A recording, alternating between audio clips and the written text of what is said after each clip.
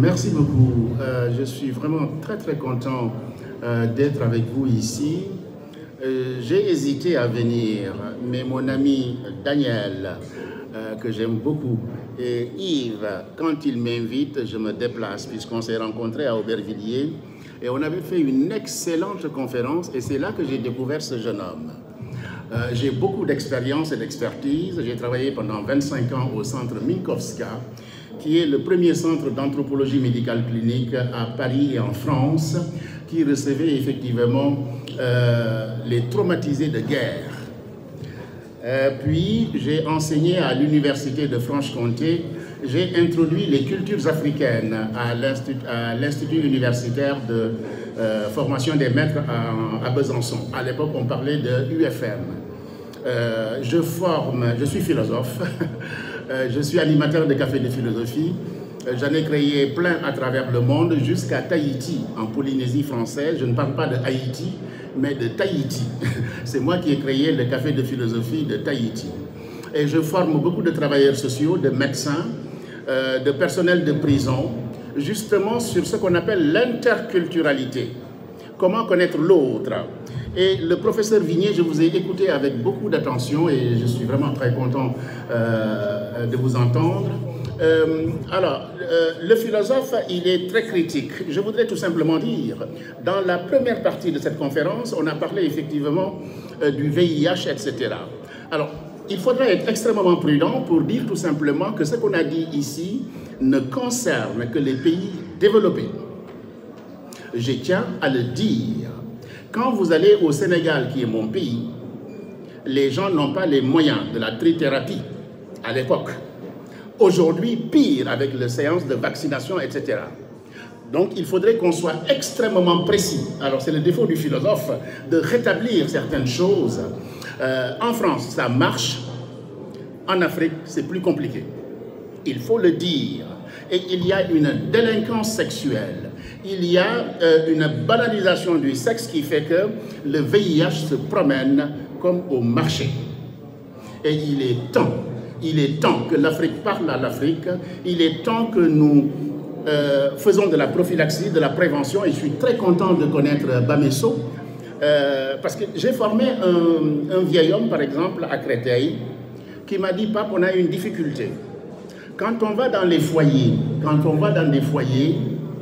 on a des difficultés à faire passer nos préservatifs. Ces gens restent 10 ans sans partir au pays. Ils n'ont pas de papiers. Alors, moi je suis philosophe, je ne passe jamais sous silence les vérités. C'est mon grand défaut. Quand on m'invite, on prend un risque. Je leur dis, 10 ans d'abstinence, c'est compliqué, hein? Et on voit très bien, je suis sociologue et anthropologue, je suis spécialisé en philosophie, mais je suis sociologue et anthropologue. Je vais dans les foyers et j'observe et je regarde. Et j'enseigne l'Afrique. J'ai dit 10 ans d'abstinence, c'est compliqué, hein? Et vous voyez beaucoup de femmes autour des foyers. Est-ce que ces femmes sont protégées? Pas souvent. Ce qu'on appelle de la prostitution clandestine. Il m'a dit, mais que faire? Il m'a dit, parce que quand je pose les préservatifs et je reste, les préservatifs restent ici. J'ai dit, mais disparaît. Je lui ai donné une technique toute simple que vous tous, vous savez.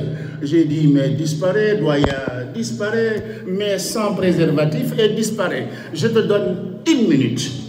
1 minute. Tu reviens 1 minute, tu ne trouveras rien. Il m'a dit, non, pape. J'ai dit, je te donne 1 minute. Pose les préservatifs et disparaît. Mes chers amis, quand il est revenu, il n'y avait plus de préservatif. Une technique toute simple. Et depuis lors, quand il me voit, il m'a dit, tu es un bandit, toi. Hein? Il a 80 ans. Mais je lui ai dit, c'est du bon sens. Ils se disent musulmans. Le musulman a bon dos. Hein? Il a bon dos, on lui met tout. Hein? J'ai dit, mais il joue avec vous, mais pas avec moi. Pas avec moi. Et les femmes aussi le font. Je voulais juste préciser ces choses-là. Maintenant, le sujet sur l'impact des violences institutionnelles et familiales sur la santé mentale des personnes migrantes en Europe. Un sujet difficile. J'ai fait mes études de philosophie à Besançon. je travaille beaucoup sur les Antillais, je travaille beaucoup sur l'immigration, j'enseigne tout ça. Et quand j'ai vu le sujet, j'ai dit, ah, ça c'est intéressant. Tenez un exemple tout simple. Vous venez d'ailleurs, il y a ce qu'on appelle un parcours de papier. On appelle ça un parcours de papier. Et Yves, tu m'avais appris quelque chose à Aubervilliers. Quand les gens prennent la mer et qu'ils posent les pieds sur terre, ils pensent que c'est fini. Et toi, tu m'as dit, non, pas, c'est là que ça commence les galères. Et c'est toi qui me l'as appris. On dort sous les ponts. Le parcours de papier, c'est toi qui me l'as appris. Et pourtant, je suis pas mauvais en philosophie et en enseignement. Je suis plus vieux que lui, j'ai beaucoup plus d'expertise et d'expérience, il me semble. Mais c'est lui qui me l'a appris. Pourquoi? Il faut tendre l'oreille. Et madame la directrice de Bavessa, elle a bien dit, il faut savoir écouter. Et c'est très important de savoir écouter. Si on n'écoute pas, on passe à côté de quelque chose. Écoutez. Alors, quand vous arrivez ici, il y a des institutions qui vous accueillent. Le premier, c'est l'OFI. L'OFI est censé effectivement vous apprendre, vous prendre en main, vous accueillir, la notion d'accueil, vous prendre en main et vous guider. Et vous guider. Normalement, c'est ça sa mission. Après, vous allez voir la préfecture. Là, c'est plus compliqué. Et je te lisais et tu me disais quelque chose. Quand vous arrivez là-bas, vous voyez un noir, vous vous dites, ça va marcher. Non, ça ne marchera pas. Parce que vous allez trouver un noir qui n'est pas noir. Je travaille, c'est moi qui forme les Antillais en Île-de-France. Je prépare des conférences sur l'esclavage depuis 25 ans. Donc je connais très bien. Donc vous allez trouver ces noirs qui s'appellent des Antillais. Je n'ai rien contre. Absolument rien contre. Quand vous les rencontrez, ils ont tout de suite, ils s'énervent. Ils voient en vous celui qui a vendu son grand-père. Mais je lui dis, mais tu n'as rien compris, toi. Où est-ce que tu as appris? Où est-ce que tu es allé à l'école? Mais c'est quoi ces clichés? Je vous donne un exemple, parce que tout ce que je dis est universitaire, mais aussi pratique, parce que moi je suis un homme de terrain, je suis un universitaire de terrain. Je dirigeais un centre de loisirs au conseil départemental du Val-de-Marne. Il y a un bel entier, très beau, très beau, sapeur, très beau, très beau. Et il voyait un noir qui dirigeait, qui était respecté, etc., mais très simple. Moi, j'aime le contraste. Voilà, j'ai une collection de 100 cravates, des boutons, etc., mais ça ne m'intéresse pas. J'ai la collection, comme mon ami Daniel. Et il me dit, il m'observe pendant 6 mois. Et il vient vers moi, il me dit, mais cher ami, qui es-tu? Comme Césaire avait fait à Senghor, à l'école normale supérieure. Césaire voit un noir qu'il ne connaissait pas. Césaire, c'est un Antillais. Il lui dit, toi, mon frère, d'où tu viens? Comment tu t'appelles? Il dit, je m'appelle Léopold Sédar Senghor, je viens du Sénégal. Il lui dit, à partir de maintenant, tu es mon frère. Mais ça, c'est Césaire. Attention, c'est Césaire. Hein? Ce n'est pas le petit Antillais, hein? C'est Césaire. Écoutez-moi bien, et après vous irez chercher. Cet Antillais me dit, mais qui es-tu? Je dis, ben, je suis une simple personne qui fait son travail calmement et dignement. C'est lui qui m'a donné la nationalité française. Vous savez, les enquêtes là, il voulait me tester sur la langue française. Je parle mieux français que lui, je l'enseigne le français.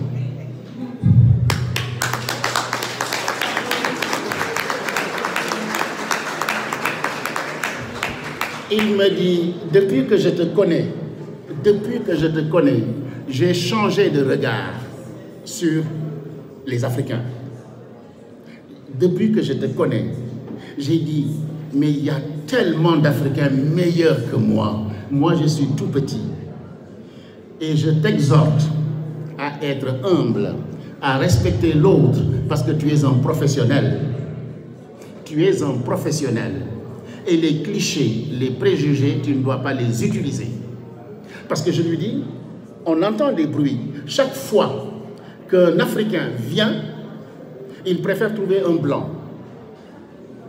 C'est une triste réalité, une triste réalité. Je connais très bien le sujet. Et il m'a dit, pape, je vais apprendre à mes compatriotes que tous les Noirs, que les Noirs n'ont pas été des complices de l'esclavage. Parce que nous tous entiers, on garde ça. Et c'est pourquoi, quand on vous voit, tout de suite, le sang monte. Je lui dis, si tu fais ça, tu as fait une œuvre citoyenne. Citoyenne. Et c'est ça que j'attends. Donc, depuis que Le Pen est passé, vous savez, au second tour, puisque nous, on fait un travail universitaire. On essaye de sonder les gens. Le Front National a pris de l'ampleur en France. Et vous trouvez, j'enseigne la parentalité depuis 25 ans. La parentalité, vous avez parlé effectivement des papas. J'enseigne à Montreuil où sont les pères. C'est moi qui leur enseigne où sont les pères. Comment on devient père. Comment on est responsable de sa famille. À Chili-Mazarin, je dois former des papas médiateurs. C'est le travail qu'on me confie en ce moment. Et un atelier d'écriture. Et aussi un travail sur l'esclavage moderne. Et on va parler de sexualité, etc. Nous continuons notre chemin et nous, comment dire encore, nous disons à ces gens que l'étranger qui vient, il vient avec une valise que vous ne voyez pas. Vous avez Yves, qui est très brillant, votre guide. Et il sera dorénavant mon guide.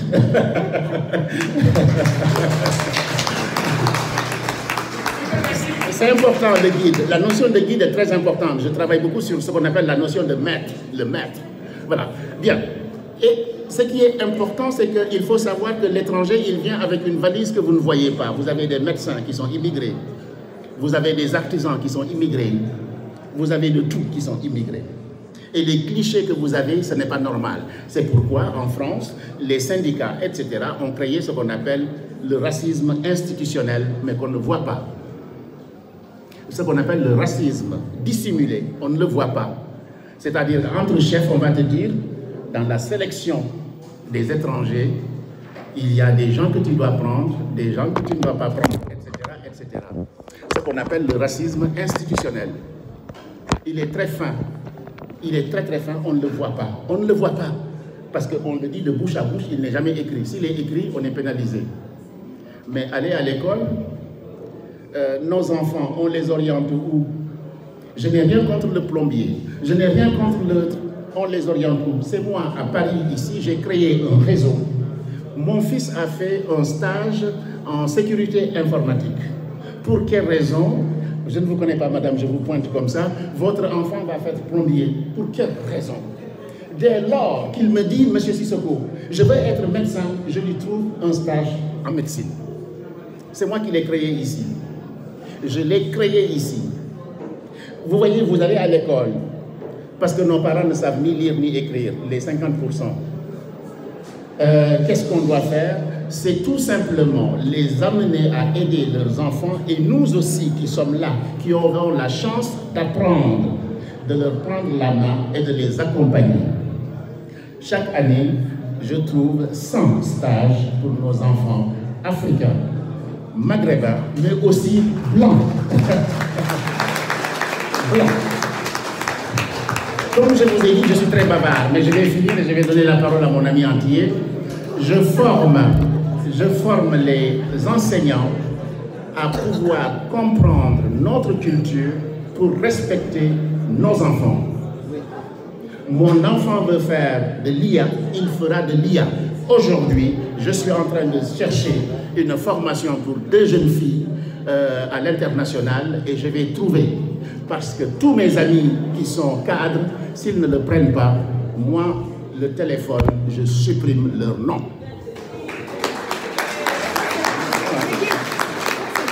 Je supprime, hein? Donc, là, on revient sur, vous avez bien compris, la charge institutionnelle, les problèmes institutionnels qu'on rencontre, etc. Et il faut avoir l'œil.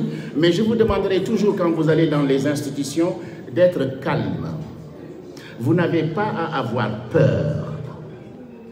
C'est difficile d'être calme parce qu'effectivement, votre sésame passe par ces gens-là.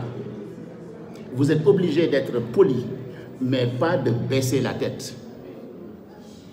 C'est difficile ce que je dis. Moi, je peux le faire parce que je suis universitaire, il y a la fuite des cerveaux et je n'ai peur de rien. Et je ne quémande pas. Et il me semble que je donne plus à la France que la France me donne.